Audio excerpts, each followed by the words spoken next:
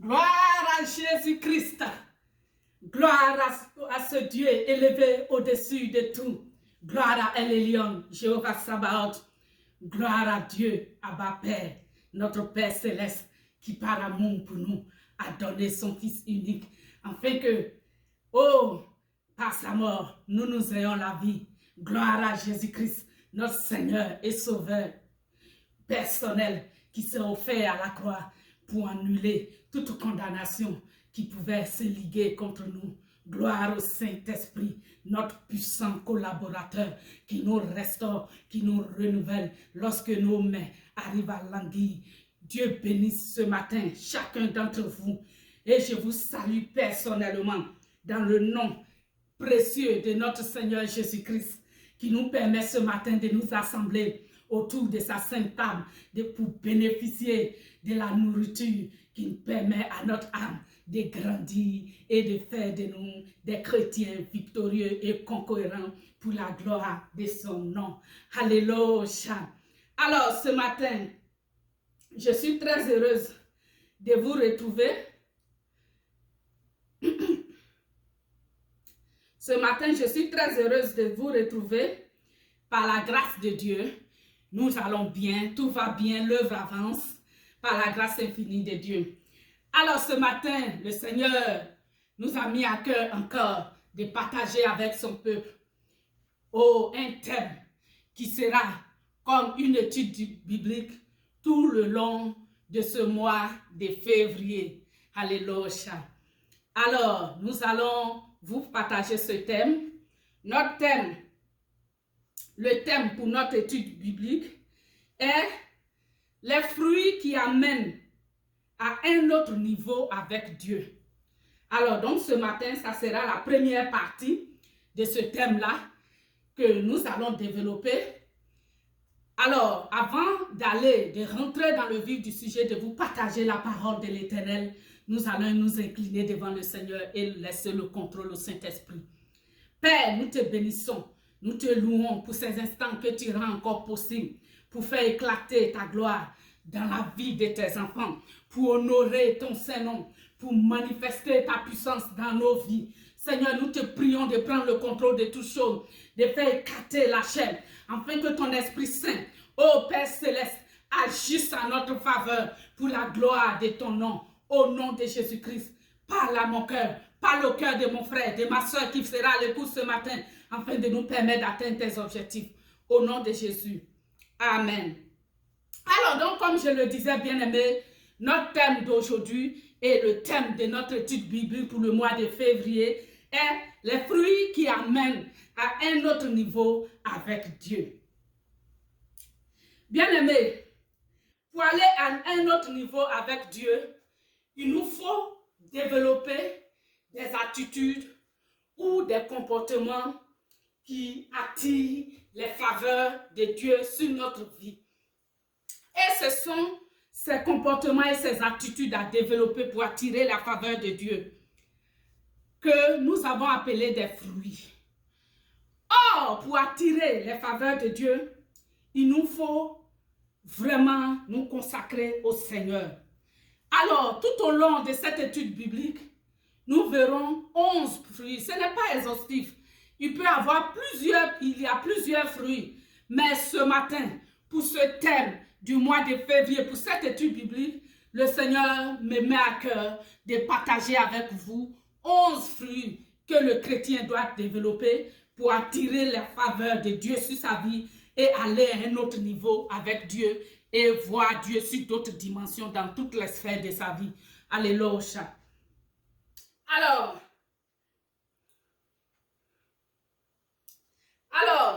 nous allons voir ces fruits-là dans le livre de Jean 15 et dans le livre de Matthieu. Matthieu 3.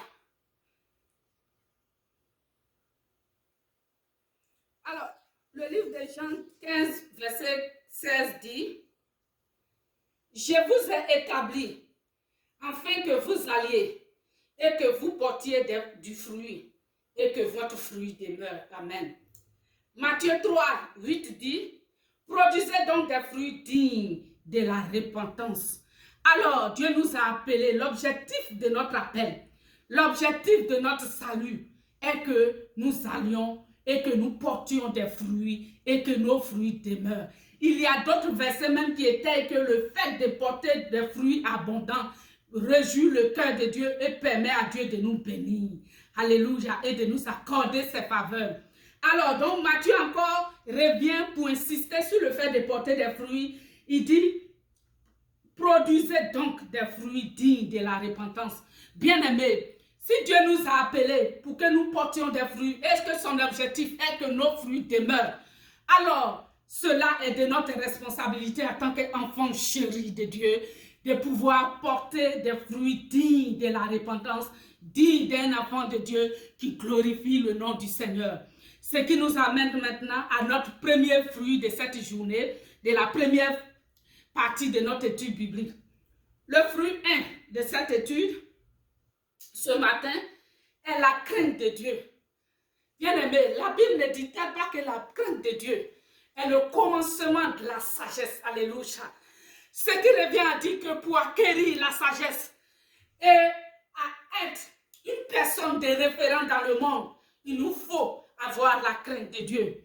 Alors, pour étayer ce premier fruit ou cette attitude qu'un chrétien doit avoir pour attirer la faveur de Dieu, nous allons prendre le livre de Deutéronome 6, verset 24, qui dit: l'Éternel nous a commandé de mettre en pratique, alléluia, et baba, toutes ces lois et de craindre l'Éternel, notre Dieu, afin que nous fussions toujours heureux. Raïbobos. Bien-aimés, alors, je disais tantôt que la Bible dit, le commencement de la sagesse, c'est la crainte de Dieu. Et Deutéronome nous dit que Dieu nous a recommandé de le craindre, de mettre en pratique sa parole pour que nous soyons heureux. Alors, la récompense, c'est-à-dire la conséquence immédiate de la crainte de l'Éternel, c'est le bonheur. La crainte de l'Éternel, bien-aimé, t'amène à voir Dieu sur la dimension du bonheur. Il t'amène à connaître le bonheur dans la présence de Dieu, car cette crainte va amener à tirer les faveurs de Dieu sur ta vie et va te permettre d'être heureux sur la terre. Alléluia. Nous allons voir le livre de Proverbes 19 encore qui étaye notre premier fruit ou attitude que le chrétien doit avoir pour attirer les faveurs de Dieu sur lui et aller à une autre dimension avec lui ou aller à un autre niveau avec Dieu. Et dans le livre de Proverbes 23, 19 verset 23, il dit la crainte de l'Éternel. La crainte de l'Éternel mène à la vie et l'on passe des nuits rassasiées. Alléluia. Alors, la Bible dit que la crainte de l'Éternel amène à la vie, mène à la vie, conduit à la vie. Et l'on passe des nuits rassasiées. Bien-aimé, si tu veux être rassasié de jour ou de tout ce qui est bien-être sur la terre, il te faut développer le fruit de la crainte de l'Éternel. Alléluia. Alors, nous allons encore aller voir le verset de Proverbe 22 qui était notre premier fruit, qui est la crainte de l'Éternel. Le livre de Proverbe 22 dit que le fruit de l'humilité, de la crainte de l'Éternel, c'est la richesse, la gloire et la vie.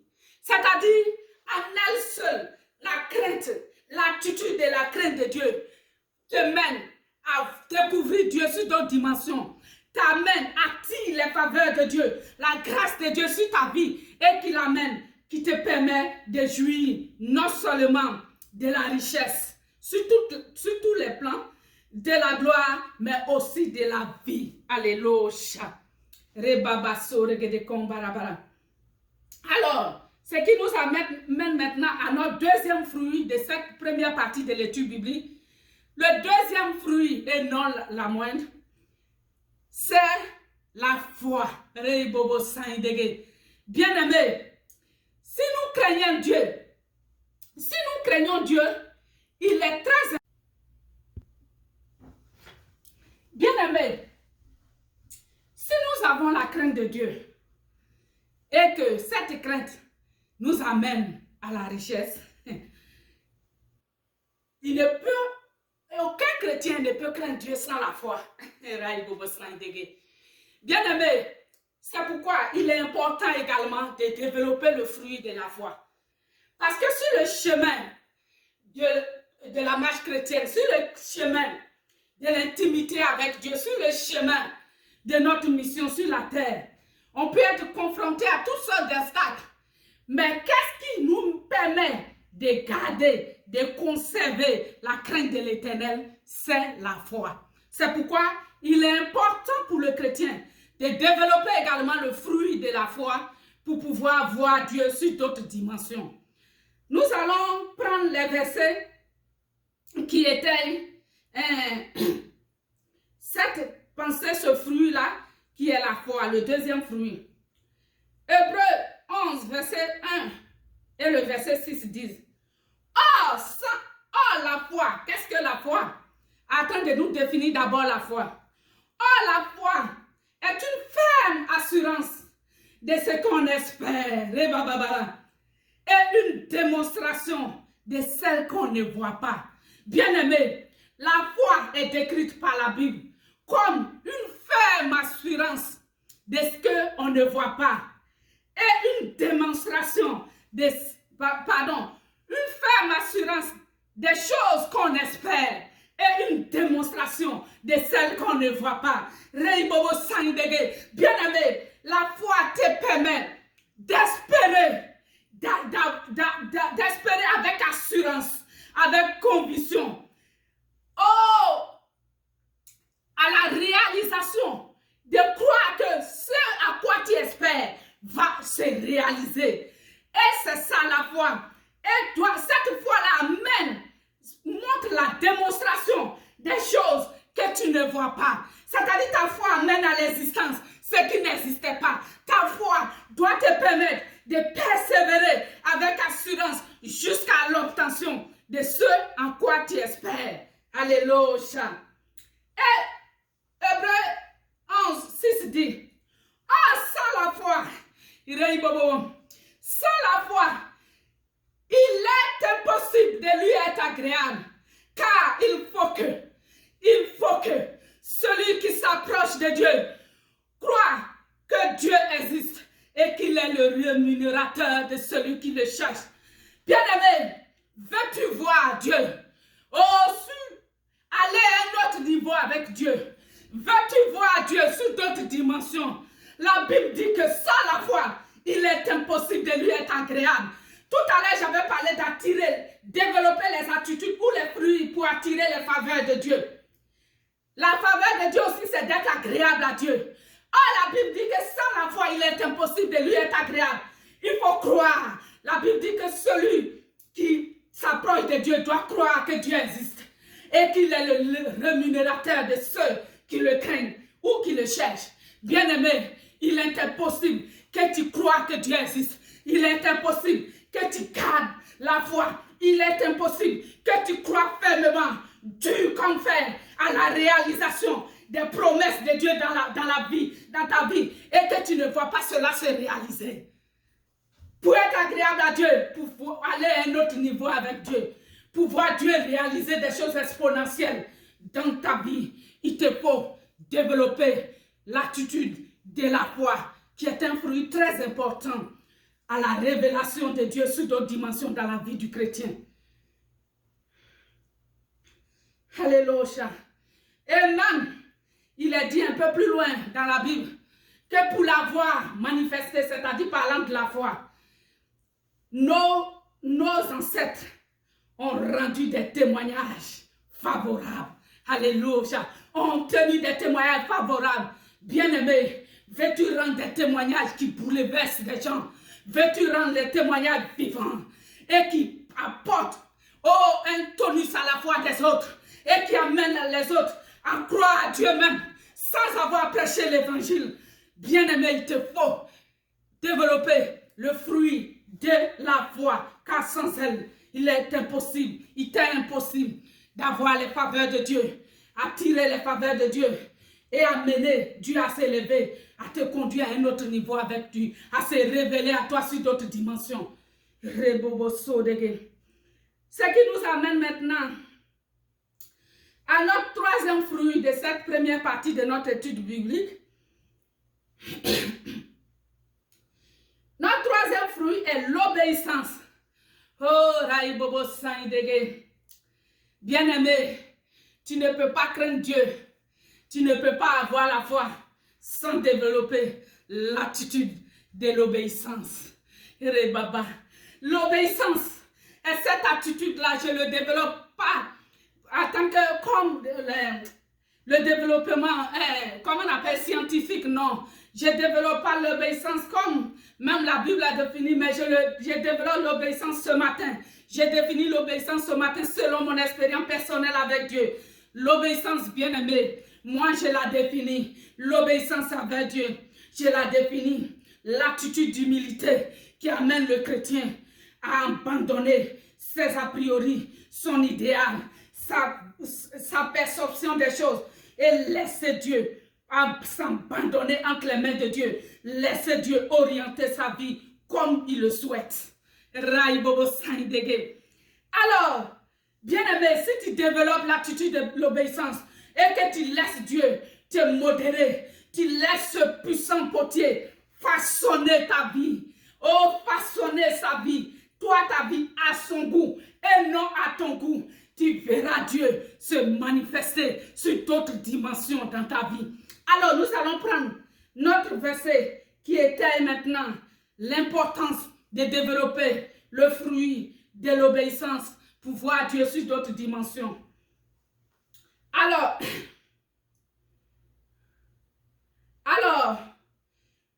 ce fruit se trouve, le verset qui était le fruit de l'obéissance se trouve dans Deutéronome 2, verset 8. Pardon, Deutéronome 28, verset 1.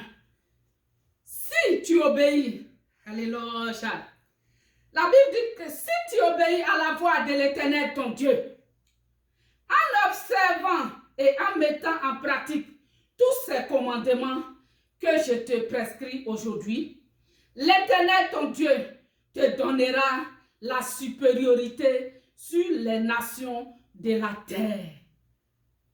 Bien aimé, on reprend. Peut-être que tu n'as pas bien compris ce verset. L'autre verset qui était la nécessité pour un chrétien de développer ou l'attitude de développer l'attitude de l'obéissance ou de porter des fruits de l'obéissance à Dieu est le livre de Deutéronome 28, verset 1. Je cite. Si tu obéis à la voix de l'Éternel, ton Dieu, si tu obéis à la voix de l'Éternel, ton Dieu bien-aimé, oh, la Bible dit que en observant et en mettant en pratique tous ces commandements que je te prescris aujourd'hui, l'Éternel ton Dieu te donnera la supériorité sur toutes les nations de la terre. Bien-aimé, oh, c'est pourquoi j'ai parlé des fruits qui amènent à un autre niveau avec Dieu.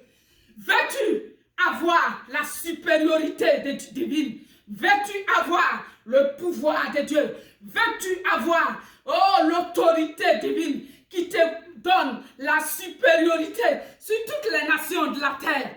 Il sera indispensable, indéniable pour toi et pour moi. Il sera nécessaire pour nous, pertinent pour nous, de développer, d'obéir à la parole de Dieu et de la mettre en pratique afin de réjouir le cœur de notre Père Céleste et le voir se révéler à nous sur d'autres dimensions et faire briller sa face sur nous et que la lumière éclaire nous fasse briller dans le monde.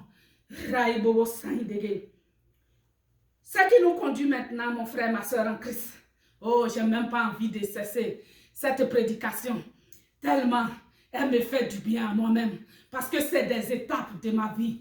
Parce que ça fait partie des fruits que j'ai développés pour pouvoir voir Dieu, pour pouvoir atteindre un certain niveau avec Dieu, pour pouvoir voir la grâce et les faveurs de Dieu se manifester dans ma vie. C'est très important parce que ça marche. c'est la vérité. Ce ne sont pas des fables.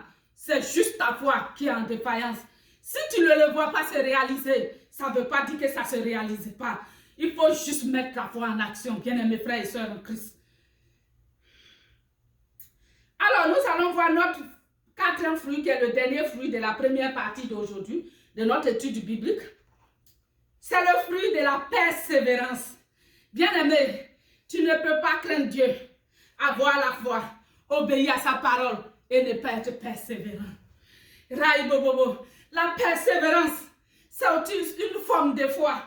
C'est-à-dire d'être patient, accepter de marcher au rythme de Dieu et non pas à notre rythme. Parce que souvent, l'homme pense que Dieu est trop lent, mais le temps de Dieu est le meilleur pour toi. Le temps de Dieu est le meilleur pour moi. Le temps de Dieu est le meilleur pour le chrétien. Parce que Dieu sait ce qui est excellent et parfait pour nous. Parce qu'il dit, si vous savez, aussi méchant que vous êtes, si vous savez en tant qu'être humain, donner de bonnes choses à vos enfants, à combien plus forte raison, votre Père Céleste ne vous donnera-t-il pas toutes les bonnes choses et les richesses avec lui dans les cieux? Bien-aimé, le temps de Dieu est le meilleur. Et pour pouvoir marcher dans le temps de Dieu, pour enfin de découvrir ou de jouir des promesses de Dieu dans ma vie et dans ta vie, il nous faut développer le fruit de la persévérance. Alors, nous allons voir les versets qui étaient ce dernier fruit d'aujourd'hui. Il a dit, Romains 8, verset 25, nous dit, mais si nous espérons ce que nous ne voyons pas, nous l'attendrons avec persévérance. Bien-aimé, on avait dit tout à l'heure la foi. La foi, c'est d'attendre et de croire Dieu qu'on fait à la réalisation des choses qu'on n'a jamais vues dans nos vies et qu'on espère. Alors, Romains 8, 25 nous dit, si on espère en des choses qu'on n'a jamais vues et qu'on croit que cela va se réaliser, alors nous l'attendrons avec persévérance. Bien-aimé, il te faut la persévérance pour rentrer dans le plan parfait de Dieu et te permettre de le voir, d'expérimenter une autre face de son existence. Dieu te bénisse.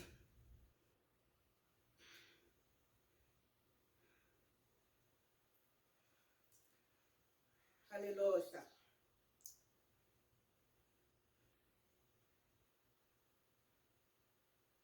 Nous allons prendre le deuxième verset.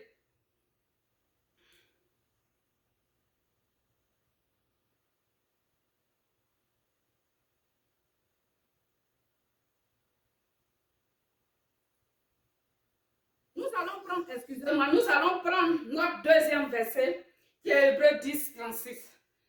Qu'est-ce que Hébreux 10, 36 nous dit pour étayer le fruit, la nécessité du fruit de l'obéissance?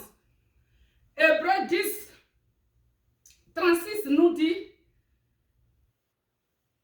car vous avez besoin de persévérance, afin qu'après avoir accompli la volonté de Dieu, vous obteniez ce qui vous a promis. Alléluia. Donc, bien aimé, nous avons besoin de la persévérance afin d'avoir accompli la volonté de Dieu. La volonté de Dieu, c'est, comme je l'ai dit, de développer les fruits qui lui permettent, les fruits qui te rendent agréable ou qui me rendent agréable à Dieu, afin d'obtenir, de le découvrir sur d'autres dimensions et aller à un autre niveau avec lui. Alléluia. Alors, donc c'est la même chose que Hébreux 10 dit. Il dit, car vous avez besoin de la persévérance, afin qu'après avoir accompli la volonté de Dieu, vous obteniez ce qui vous est promis. La persévérance nous permet d'attendre jusqu'à l'obtention de la promesse, jusqu'à l'accomplissement de la promesse de Dieu dans nos vies. Dieu vous bénisse, Dieu nous bénisse. Ce matin, bien-aimés, notre première partie, je fais un petit résumé pour conclure, est que nous avions parlé des fruits qui mènent à découvrir Dieu ou bien qui mènent à voir Dieu sur d'autres dimensions, à un autre niveau avec Dieu. Alors, Ce matin, la première partie, nous avons parlé des 4 fruits. Le fruit de l'obéissance, de la crainte de Dieu, le fruit de la foi, le fruit de la persévérance et le fruit de l'obéissance. Dieu vous bénisse. Nous allons prier. Père, nous te bénissons. Nous te louons, nous t'exaltons pour ces instants que tu as rendus possibles. Merci de nous instruire encore et de nous permettre, Seigneur, d'avoir ce qu'il nous faut, les conseils nécessaires, la nourriture solide qu'il nous faut pour garder la foi jusqu'à l'accomplissement de ton plan parfait dans notre vie. Seigneur, nous savons que tu ne mens pas. Nous savons que tu ne failles pas. Aide-nous, Seigneur, soutiens-nous. Oh, donne-nous, investis en nous toute ta puissance, ton autorité, ton Esprit Saint qui nous rend capables de développer les fruits qui permet, qui nous amène à te découvrir sur d'autres dimensions et qui fait éclater ta gloire dans nos vies. Sois béni, Seigneur, au nom de Jésus. Amen. Alors, Dieu vous bénisse, bien-aimés frères et sœurs en Christ. Merci d'être connectés au Centre canadien d'évangélisation et d'enseignement public de la ville de Québec. Je suis l'évangéliste Eliane Saïri et moi, avec tous mes frères et sœurs en Christ et toute mon équipe, nous vous bénissons et nous vous disons que nos autres activités auront bel et bien lieu, mais nous sommes en train de mettre actuellement à jour nos outils techniques. Après avoir fait la mise à jour, nous allons bientôt vous communiquer, même vous pourrez même suivre le culte en direct sur YouTube. Mais ça nous prend un certain temps pour faire la mise à jour de nos outils techniques. Dieu vous bénisse. Je vous dis à dimanche prochain. Ne manquez surtout pas ce rendez-vous pour que nous puissions ensemble bénéficier des conseils de Dieu et développer les 11 fruits qu'il nous faut, que Dieu nous a mis à cœur de développer pour cette année 2024, afin de le voir